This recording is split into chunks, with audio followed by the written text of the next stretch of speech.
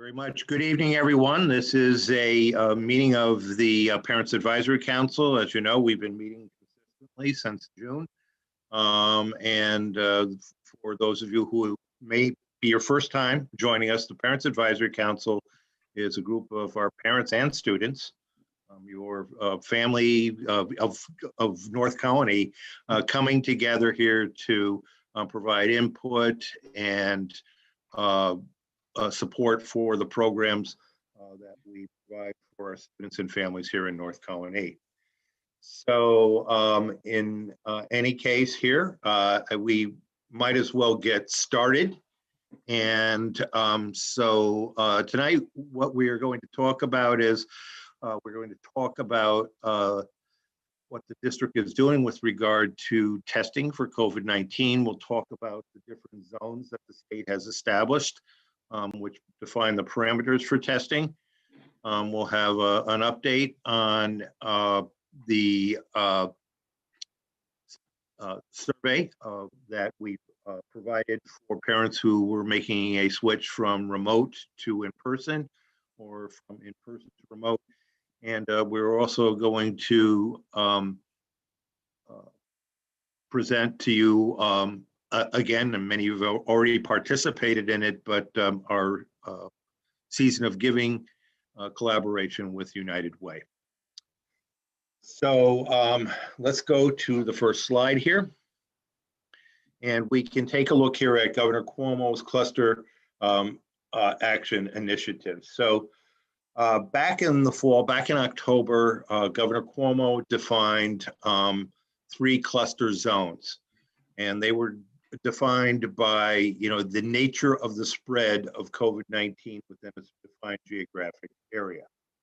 The red zone is a very granular, finite area. It is where there is a clustered outbreak of COVID-19. That red zone was to be put in place to contain the spread from a confined geographic area. So that could be defined down to a zip code. It could even be defined more specifically than that. So I think that is a zone. It is a zone of a high infection rate, and we'll go through the metrics on that in a bit. But that is what a red zone is. An orange zone is defined as a warning zone, and it's a warning zone, an orange zone that's put in place around a densely populated urban area. It's a tight buffer zone around a microzone. A red zone microcluster. So, that area is really it really is a warning that you could be moving to the next level, but it is also there to try to contain that spread of that red zone microcluster. And then a yellow zone is a precautionary zone. A yellow zone is put in place, and it's a wider geographic area. And we'll talk about what those geographic definitions could be, but it's a broader buffer area, and really it's another warning sign to ensure that the outbreak of COVID-19 is not spreading to the broader community. Now, there are other metrics that the New York State Department of Health is establishing to define movement into the zones. Recently, about a week or so ago, the governor placed even more emphasis, and we can understand why, on hospital bed capacity. So that would be overall capacity, ICU capacity, and the like. Those are also really important metrics. And as the number of cases of COVID-19 increases in the state and throughout the country, as we've all been following on the news, that is very much a concern of healthcare professionals. The fact that we would overburden and overrun the capacity of the healthcare system to not just meet COVID-19, but address other medical circumstances that individuals would face as well. So that's the background here. Those are the zones. Let's go to the next slide, please. So I think has become very clear in the statements that have come from the governor's office is that keeping students in school pre-K through grade 12 and keeping them open for in-person instruction is critical to student success and parent stability. So I know we were forced to go to remote for most of our students, with the exception of our special education students in K-12. And that is the current status we are in until the end of the day on Thursday, the 17th of December. What I think is important for us to remember on all of this, though, is not only is the state committed to keeping schools open for in-person instruction, but the North County Central School District remains committed to in-person instruction. And the reason why we were forced to move to remote was not because we were fearful that our schools were unsafe, but due to the fact that we had a single case of COVID-19 in a critical area, transportation, that when contact tracing followed, a number of individuals were identified as direct contacts, and that forced us to move into remote, primarily because we had a personnel issue, a staffing issue, in a critical district operation, and that is transportation. So again, the state is committed to keeping schools open, and they maintain that commitment as long as the infection rate is under control.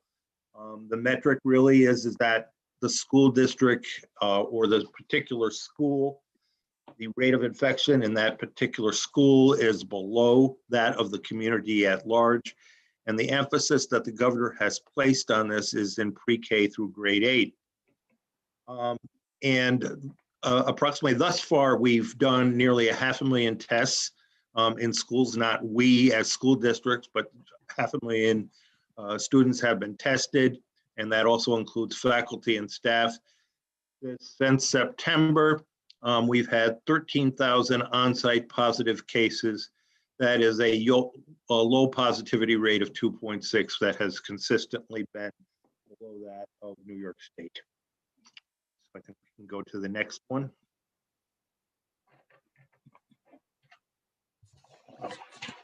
So I think this references where we are concerned right now. So, when you take a look at the onset of the pandemic back in March, in mid-March, you can see that we reached a phenomenal number of almost 19,000 hospitalizations. And then we used our mitigation measures. We were in lockdown. We dramatically reduced that. But now you can see a rather concerning trend that has occurred essentially in the last month.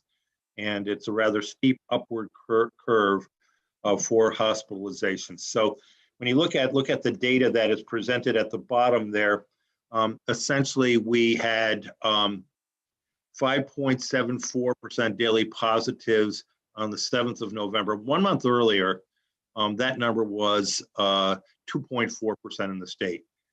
So we have far more than doubled that in a month, the rate of positivity within the state. The hospitalizations, on the 7th of December, we had 4,835, and we had 1,396 on November 7th. So, you take a look at that, and you have a nearly tripling of hospitalizations in a month. Our fatalities, sadly, we had 74 fatalities on the 7th of December, only 18 on November 1st. And you can remember times in the summer when we did not have a day without a fatality in the state, but we got very close. We were under 5. We had 2 or 3 fatalities, and those numbers are climbing. Fortunately, they are not at the very high rates that we had back in March, where we had over 800 fatalities during some days, especially in early April within the state.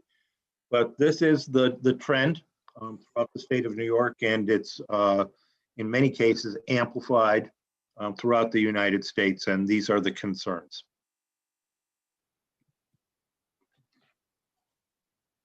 So when we look locally here, locally, Albany County had 205 new cases on December 7th. So we beat that today. We had 208 cases reported. But look at November 7th. We are almost quadrupling that. So only 55 new cases on the 7th of November. 88 hospitalizations on December 7th. 31 on November 7th. And those are the numbers that really concern and frighten healthcare. So when we take a look at the number of COVID-19 cases in the state, this is coming off the peak. So it's measuring from April 26th to the beginning of November. Beginning of November really marks the second surge really getting underway. But during that 6-month period, we had about 2,998 cases, almost 3,000 cases. That was over 6 months. In the span of 1 month, from the 8th of November up through December 7th, we've gone over 3,000 cases. So these are very stunning and sobering statistics within the state, and yet nationally, compared to the rest of the United States, New York State right now is a leader in terms of reducing the spread of COVID-19, but it is spreading very rapidly within our state. We can move to the next slide. So when we look at the testing protocols in New York State as of December, really these were established back in October. They are really the geographic definitions that we follow right now when we make designations for colored zones, be it yellow, be it orange, or be it red. You may remember that when we were talking about reopening New York State back in the spring, back in April, we were designated into different zones as well. In our case, we were the capital region. And the capital region really was a pretty large geographic area. It was a multi-county area. Rensselaer included Saratoga, Albany, Schenectady, Columbia, Greene County, those areas around there. In any case, those were the areas that, could someone mute, please? Thank you. So those were the areas that were designated. These areas are not to be confused with that. And so these are tiers that have been established for the purpose of defining zones for COVID-19 spread. So tier 1 is the city of Albany, and tier 1s are located within a county of 900,000 or more people, or located within a city of 90,000 or more people. So the city of Albany is almost 100,000 in population. That is a tier in and of itself. So sometimes when we follow the news, we can hear about Albany, and the confusing part about it would be the city of Albany is at a tier 1, but the county of Albany is another tier, and that's tier 2. So there could be a set of circumstances prescribed for the city of Albany, and there could simultaneously be circumstances prescribed by the New York State Health Department for Albany County, which is in tier 2. And that is a county of 150,000 or more people. And that is Albany County right now. Tier 3 is a county of 50,000 or more people. So that would be basically 50 to 149,999 people. And then tier 4 area would be any area under 50,000 people. And so there may be different criteria for entering into yellow, orange, or red, and that may vary according to tiers, but generally, the higher the population density, the lower the threshold. The less densely populated regions of the state have higher thresholds. So, for example, where Albany County may be at a 3% infection rate to go to yellow, a tier 3 area might be at 3.5% and so on. So I think it's important to know that as well right now. Now, to be quite honest with you, we have exceeded the infection rate requirement in Albany County for yellow. We've exceeded it for orange as well. We'll talk about what those criteria are in a future slide. But we have not been assigned to a zone yet by the state. And so here are the thresholds for Albany County. We are again tier two. Do not confuse Albany City, a separate entity, with Albany County, tier 2. So this is from December 4, 2020. And I would like to also preface everything that I say with the fact that they're probably quite tired of hearing me talk about dynamic and fluid situations, and would rather have me say, and would be wondering, when is he going to tell us that this is it forever and ever? And I can't promise that. But these are the current target metrics for tier 2. So a yellow zone is defined as a geographic area that has a 7-day rolling positivity above 3% for 10 days and 10 or more daily cases per 100,000 residents on a 7-day average. Orange has a 7-day rolling average of positivity above 4% for 10 days and 12 or more daily cases per 100,000 on a 7-day average. And red is a geographic area that has a 7-day rolling average of positivity above 5% for 10 days and 12 or more daily cases per 100,000 residents on a 7-day average. So basically, it's easy, pretty much. The metric you have to remember: yellow is 3% in Albany County, orange is 4%, and that's the 7-day rolling average, and red is above 5%.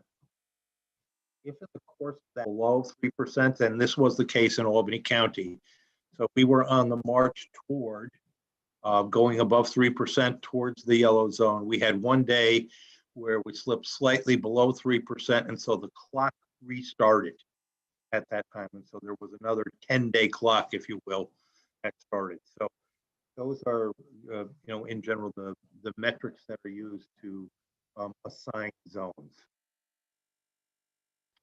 We can move to the next slide.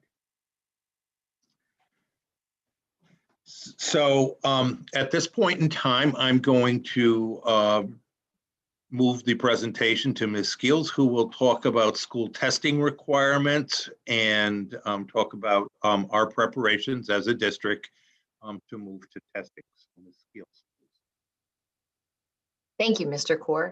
So one of the things the governor has talked a great deal about is his goal to keep schools open as long as they are safe for in-person learning. And one of the ways that he is asking us to diagnose whether or not it is safe is by doing testing in the schools. So the first thing that we had to do was to look at what are the opportunities and the ways that we could suddenly do something that's obviously outside of our area of expertise to become an agency who could do this kind of mass testing. So there are a couple different ways we can do it. First of all, people are getting tested right now through different private vendors, through their doctors. So we obviously accept all of those test results. But in addition to that, with these zones that are coming up, we have to start thinking about how we can test a greater number of students, faculty, staff, basically everyone who's on campus within the schools. So as Mr. Kaur just talked about, the yellow zone is the precautionary zone. If the county were to be declared, and we're not right now, but be declared a yellow zone, we would have a bi-weekly, every 2 weeks, testing requirement of 20% of our in-person population. So this is everybody who comes onto the campus, whether it's a hybrid learner or a fully in-person learner, including students, faculty, and staff. So children and adults, and that would apply immediately. So the day we get the designation, we have to begin the work. We have 2 weeks to go through and complete the testing. If the school's positivity rate is lower than the regional rate, the school gets to stay open. Nothing else needs to happen. Jane, if you could go to the next slide, please. Now, if we're in an orange zone, which means obviously the infection rate in the area around us is higher, which is probably where we would be classified right now based on our recent testing and our rate of positivity in Albany County, we would have to do, again, a total of 20% of those who are in person, again, faculty, staff, but we would have a month to do it. So from the date it happens, we would have a month to do it, and they would want us to spread it out across the month so that we're kind of checking and checking and checking, and then we get our totals. And if our totals are less than what the regional totals are, we can stay open. So this is an alternative to keep schools open instead of having to go to a remote situation because there was such a high rate of COVID within the school community. In the red zone, which is the cluster itself, so this is the most serious rating, you have to test 30% of your students and your faculty and your staff. You have 1 month from the day the county is declared a red zone. And again, you have to spread it out now across the month with a maximum of 15% to be tested bi-weekly. So they don't want you to do everybody at the beginning of the month because in the next 30 days, things could change a lot. In addition to that, as we're doing the testing, if at any one school building, so you know we have 8 school buildings, if there are 9 or more positive cases revealed in any school, or if it's a building like the high school where we would be doing more than 300 tests, there's a positivity rate higher than 3%, the school is required then to close. So the goal is obviously that the test results come in lower than the region, but this is one of those bullet rules that if we hit 9 or more positive cases or a 3%, we do automatically have to close. Okay, next slide. So this takes a lot of planning. As I said, we are not obviously a health department or a health agency. And so what we have done is we have partnered through a memorandum of agreement with Albany County and specifically the health department. So the Albany County Health Department, which are incredible partners to us here in North Colony, will act as our limited service laboratory. And so they will oversee everything. So we will be acting under the auspices and under the guidance of Dr. Whalen, who will help us to understand exactly what our protocols and our procedures are. And this agreement that we've entered into will allow us to, on site, conduct the rapid nasal swab testing right on our school property. So if anybody's gone to Walgreens and had one of the rapid tests, this is not the one that you see where people talk about it being very invasive. It's short like a Q-tip. It's kind of a few rotations in each nostril and it's done. So it's nowhere near as invasive as the ones you might get in a hospital. We have, as part of this partnership, worked with New York State Department of Health and have ordered and already received 3,200 rapid tests. So we have enough to get ready and start testing. Should we get declared a zone, we have enough to go through at least 2 rounds of testing right now. And there are more that are possible. This is all through a grant. It is free. It was of no cost to the district. So the on-site testing will be for adults, students, it'll be for staff and teachers. So everyone involved, we have to get to 20% or perhaps 30% if we're in the orange zone. So how would it work really? So first of all, we are already working on the training, and Matt Stein, who is our director of nursing, and Jenna Bondramino, who is our HR director, have been working really closely with our nurses as well as an agency known as Nurse Corps to talk about what this might look like and what it would involve and what the procedures would be like.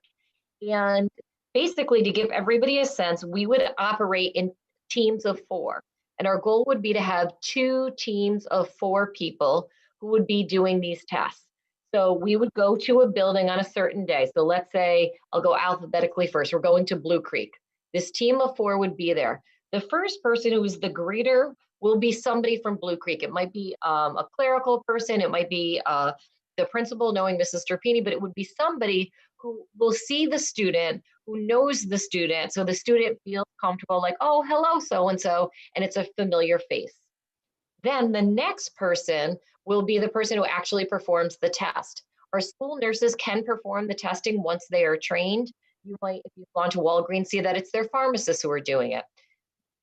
Nurse Corps that we're working with, they have several nurses who have actually set this up and have done this kind of testing in different companies already. So they're being great advisors to us, telling us exactly what this would look like to set it up.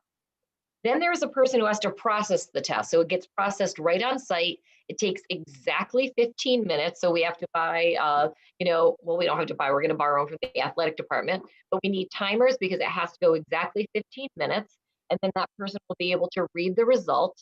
And then the fourth person on the team is the person who would record the result and inform the family as to the results of the test. Next slide, please. We're also looking at another possibility, which is working with SUNY Albany, which is doing pool testing for their students on campus. So Capital Region BOCES, who we work under, has arranged a partnership for the districts in their region to work and use SUNY's pool testing protocol. So pool testing, what that does is it allows us to look at large samples of people who have not tested positive, who aren't displaying symptoms. And we know that one of the hard things about this virus is that people can be asymptomatic, and give us a sense of how great, and hopefully it's not great at all, spread might be within a big organization.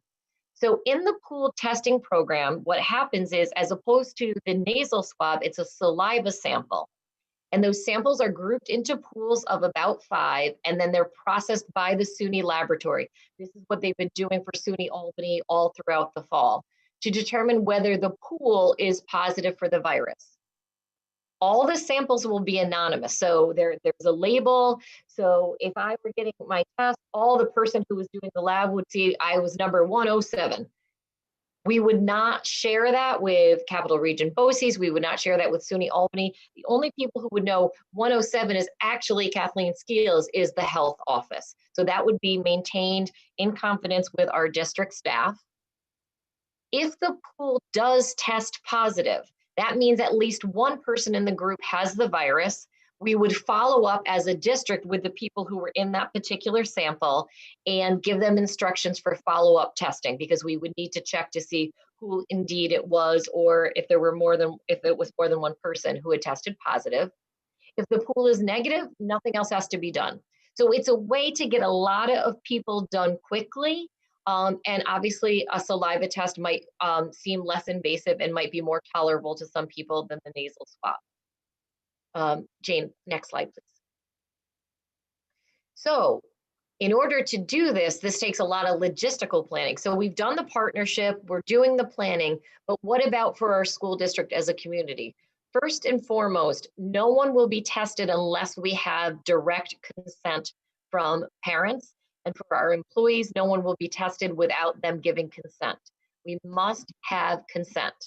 So we will be sending out next week a letter explaining this, as well as a form for parents to fill out to say, I do give consent. This is for all of our students who are in-person schooling.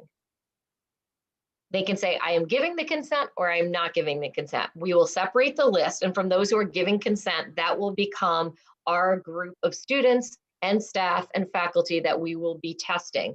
And then we will randomly select from that group the 20% that we need to test at any given time. We would notify parents that week to say, by the way, we're doing testing this week and your child's name was selected. Testing is going to happen on this day, so people would be informed about it in advance. And so we're going to put all of this into a letter, and then we're also working on a video. The company who provides the test has a couple of very good videos for the nasal swab test that really show families what it actually is. If you haven't had one yet, it's a quick video, but to see and understand. And I think if people are going to be giving consent, the more knowledge they have, the better. Go ahead, Jane. So the 20% testing requirement. So this is a little interesting. This is based on the numbers that I report every day on the dashboard, and they look at an average. And what I report on the dashboard is the number of people who are present in the school each day. Where it gets a little bit complicated is at the high school, because for reasons that I don't completely understand, even if it's a North day, I have to report attendance for North and South together. So the high school number seems a lot larger than 20% of any number of kids who would be on site at any given day. But it is the possibility of all those students who are on campus over a 2-day situation. So you can see it ranges from a low of needing 38 tests for Loudonville, to our highest elementary school, Bout Hills and Southgate, with 56 at Bout Hills and 62 at Southgate. The junior high school, which remembers housing our 4 through 6 students, that would need 215 tests. And the high school, which houses our students in 7 through 12, would need 475 tests. So even with 2 teams, we would probably need a day at each of the elementaries, 1 team at each of the elementaries. So that would take 3 days to get to the 6. And then we would need 1 team on site for a couple days at the junior high school and 1 team on site for at least 3 days at the high school. But one of the things that, I personally have found is and some of you, I'm sure, it's hard to get a test. It's hard to find them available. And it's certainly hard to find them when you have a busy schedule. So one of the things we would be able to do is schedule it. They're quick. So your child would have an appointment time. We would go to the principal in advance and say, okay, these are the students. Here are the times. We're starting at 9:15. The student would get called down. They would be brought to the testing site. We'll have screens up for privacy, and they will be out of class for 5 minutes, maybe a total of 10 minutes by the time they walk down, get the test, walk back. So they're not missing a lot of school, but it makes it very convenient because you're not trying to drive them after school or on a weekend to find one of the tests in the region, which are pretty hard to find right now. Jane, next slide, please. Ms. Skeels, we have some questions. I've been trying to keep up and answer in the chat, but I think, and I think I've done that, but I think it's probably good for us to repeat them aloud for our viewing Agreed. audience. Sure. And certainly feel free to add to anything that I have said here. So Michelle asked, Albany County has said that rapid are not so valid. So have they changed their opinion on not doing the PCR test? And so essentially what I responded that there have been issues that have been raised with the rapid test, and there is a concern about them generating false positives. However, public health officials do recognize the validity of the test to do a large-scale assessment of the extent of community spread. So, I mean, it is very valid, and it has been supplied to schools at no cost by the state. Yes, Mr. Kaur, I would say they do see it as a good screening measure overall, because you're really trying to test the level of spread within the school as a diagnostic, particularly for people who are symptomatic. That is one of the changes.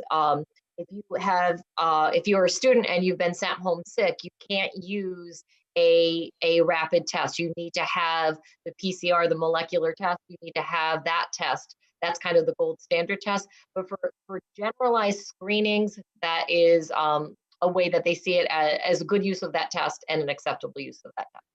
And then Karen had a question, is testing for on-site students only? And I responded, yes, it is on-site students only, and that would include students coming in for in hybrid learning as well. Correct. Okay, Karen, I missed this one. I'm sorry. The New York State North County scorecard states there are more off-site students testing positive. If that is impacting decisions, why is the testing only required for on-site? A question for New York State. I know. I mean, it's a great question. I would like to answer that.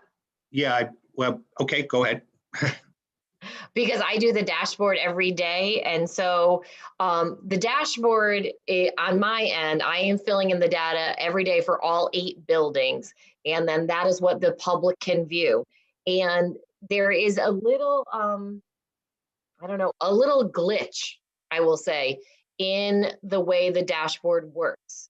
So for example, once we go into remote, the first thing it asks is how many kids were, here's your building, Blue Creek, how many students were present today? So I've been pulling every day the attendance. There were, 300 kids in the building today. So obviously, once we go remote, I have to say there were 0 students in the building, right? So right now, for example, the whole district is remote. So every school is getting a 0 for the number of in-person students. Yesterday, filled in all zeros because we didn't have anybody in person yesterday. However, we're still getting test results for students who were in person when at the time that they took the test, and they were in person at the time that they became infectious, which is why we're quarantining some of their classmates. On the dashboard, and I have brought this to their attention multiple times, if I try to say, yes, I had 3 students who, for example, who tested positive when they were in person, they are in-person students and they tested positive, last week they were sick, let's say. If I try to put a 3 in the dashboard, it comes up an automatic error because it says you have more people testing positive than you actually have in the school today. So there's this lag, and I'm like, well, I know they're not in school today, but they were in school when this all happened. And so the answer has been, well, as of right now, they're not in school. So there are more, all of our cases are getting reported as remote students, even though they could have, and same thing for faculty or staff, they could very well have been in person when it happened, but the dashboard is not that nuanced. And the answer has been to report it as remote. So it looks like our remote numbers are really rising. So if you look at our letters, you'll see the letters that we send out every day will be a person associated with blah, blah, blah building. And that is a more accurate rendering because we can tell you that in a way that we can't report it on the dashboard. Jenna had posed the question, and I did get a chance to respond to it. Does the test have a minimum number of students, or as long as it's a mix? And the state simply references the percentage and the proportionality of how we do that over time when we are in orange and when we are in red. So it could be 20 or 30% depending on the zone, but it does not define the mix of students or staff. Right. And then to Bassam, thank you. It's great that we have folks who work in public health. We are very fortunate and I know Paloma also is on this call too, but please see the guidance for the rapid antigen versus the PCR test. The rapid antigen test has slightly lower sensitivity, which means chances of false negatives, but the specificity is similar to the PCR.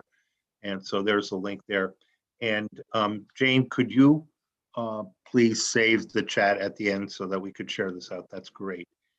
And Karen is,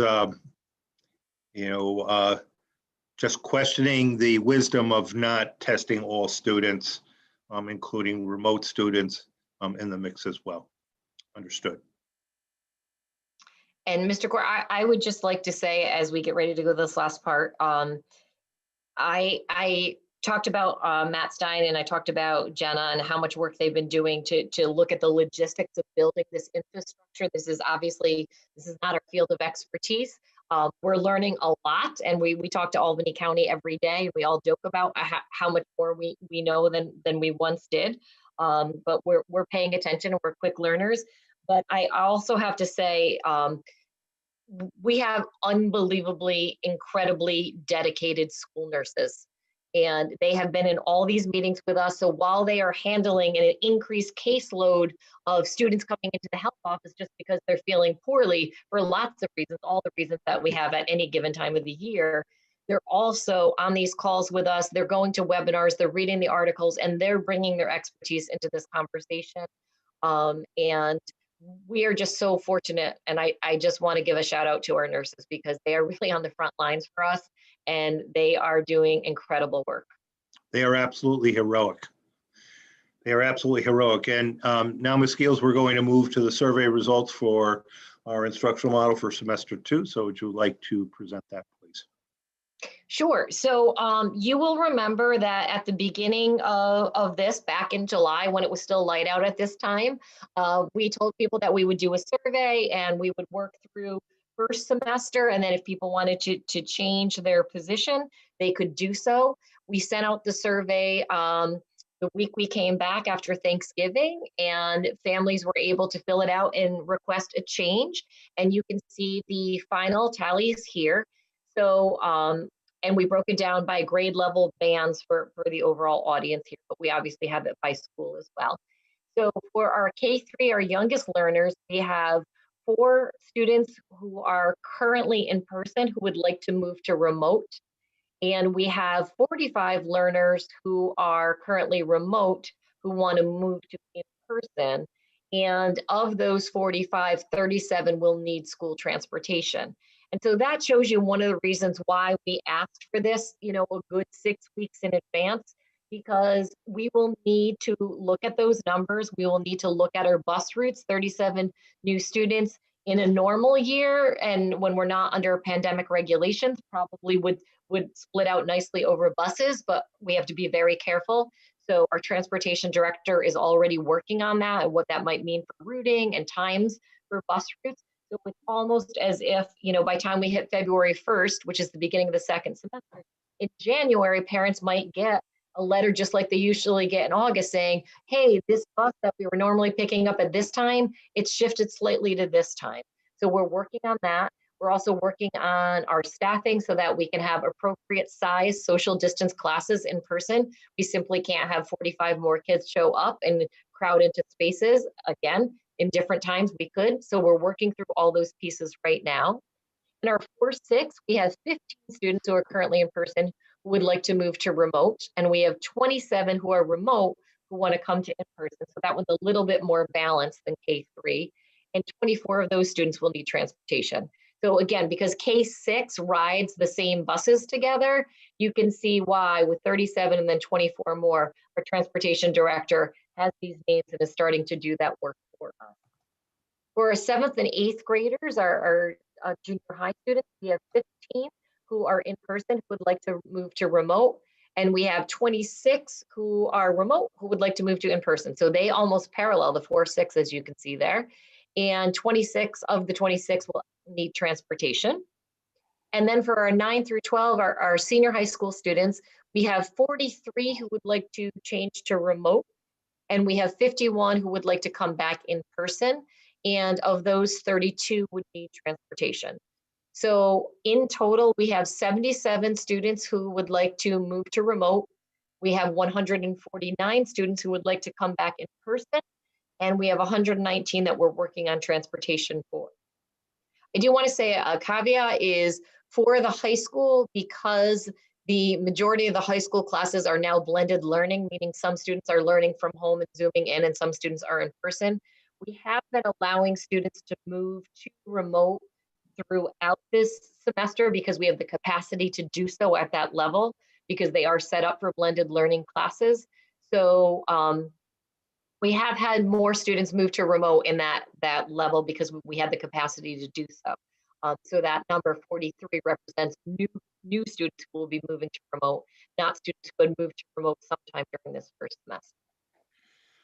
Ms. Gales, Jenna Myers, and I did respond to this in the chat, had a question for families returning. Will they be placed in homeschools? I said, yes, that's the goal. And, we're working and it looks like we will be able to accommodate that.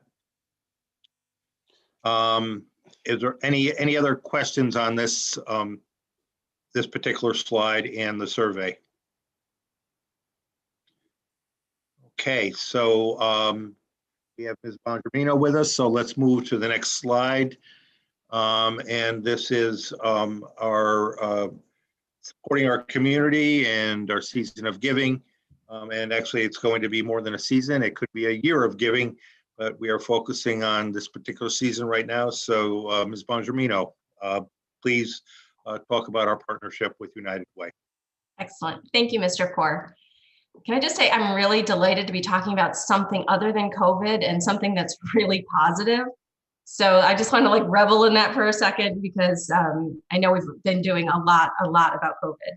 So this is our partnership that we are doing with the United Way. And the way this came about was North Colony has always been an extremely generous community for our families that need help, especially around Thanksgiving and around the holidays. And we've done adoptive family drives for years. But what we're finding is that the need in the community has grown a lot. And we really wanted to open this up to be more than just something that we do at a certain particular time of year. So in working with the United Way, we've developed a more formal program to raise funds for families in need. And these are not just North Colony students and their families, but also supporting the nonprofits that support our all of our families in our community and throughout the region. What we've found is that 1 in 4 of our families in North Colony are food insecure and are living at or below the poverty level, which is a really shocking statistic. So we felt that this was a need that we needed to address, and we would like this to be an ongoing fund drive to help support these families year round. So we partnered with the United Way and we started doing we did an online fund drive, which we set an internal goal just from a central office perspective of $10,000 to raise by December 16th. And I'm excited and thrilled to say that we have exceeded that goal already. And that is with contributions from the community, from staff, from students and parents. We had a fabulous donation from our Teachers Association, and it was just a whole lot of people coming together to support this, this effort. So this fund drive is still open. We are still looking for donations, and you can see on the screen that to donate, you visit northcolony.org/donate, and there's a whole information page about the program and what we are doing, and a page to actually place your donation. And what we hope is that this is really just a first phase in our partnership with the United Way. Certainly raising funds to help support our families is super important and really critical for those families that need it. But we also want to be an organization that is devoted to service and service to our community. And so we are working with the United Way that in the future we will develop volunteer opportunities, not only for our students, but also for our staff, so that we really can show the community how much we appreciate them, how much their support means to us, and how much we value our partnership all the way around. So we are really excited to be able to do this, have a consolidated effort to give back to our community. And we are so eternally grateful for all of the support and the generosity of our community. And we say thank you. And thank you, Ms. Bongiorino. And I'd also like to emphasize another important partner in all this process is the North Colony PTA Council. And PTA Council is assisting us with gathering the donations and ultimately making the disbursements. And we are very grateful to for their participation here. So this concludes Mr. Kaur, can I just say one thing too? Absolutely. Thank you. If you follow that link for northcolony.org/donate, when you get to the landing page, as Mrs. Bongiorino was just saying, you obviously can choose the amount that you would like to donate. And you also have the option to send all of your donation to North Colony, and then it will go strictly to North Colony families, or you can choose a percentage and say, I want 75% to go to North Colony, and I want 25% to remain in the community, because we realize that not everyone in the community who's in need has a child in North Colony. So you have an option to also give to the United Way for our region, so that we can help other families, and that is another way that we can support. So thank you to so many who already gave. As Mrs. Bongiorino said, it's been overwhelming, and these are tough times, and every little bit counts, and we appreciate what people can do and how much we really can lift each other up.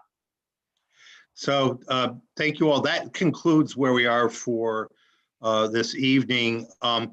One thing that I would like to run by the PAC, if you wouldn't mind, I'd like to pencil in Another possible PAC meeting a week from today, and that would be December 17.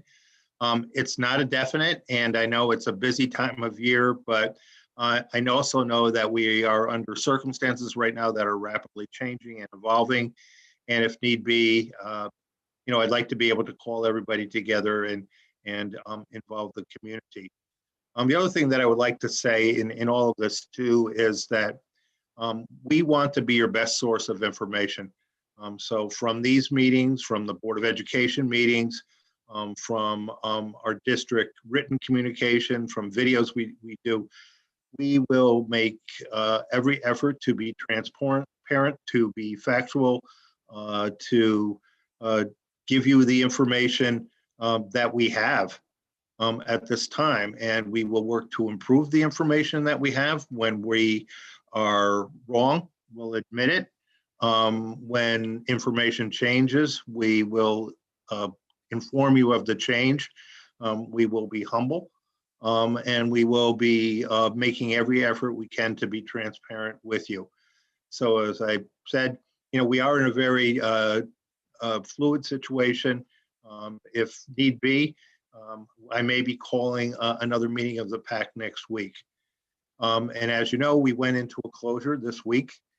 Had this closure not impacted our bus garage, we would still have students in school. So I think the next focus that we have is the decision that we will be making on Monday evening, and that is Monday evening, December 15th, with regard to what we will do for Friday, Monday, Tuesday, and Wednesday before the break. Will we bring our students back? Will we continue in remote?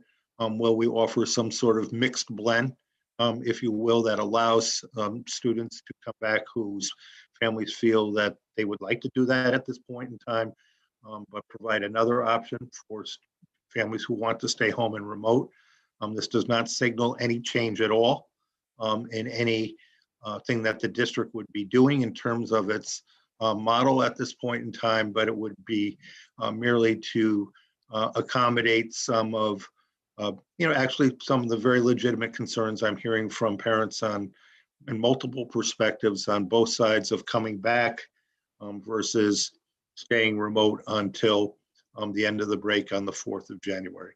So we want to think this through. We want to process it through, and and if anything develops in the area of testing and the like, we certainly would want to hold another PAC meeting. So any questions or any thoughts here before we say good evening? Again, this is the time of the year for gratitude and thanks, and for your participation and involvement. I am most grateful, and continue to be so grateful. And so I wish you all the best. And if we need to, we will gather together again on Thursday night. But if we don't, I wish you all the best for a wonderful holiday season, and all the best to you and your families. And thank you so much again. Have a great evening. Thank you, everybody. Stay safe.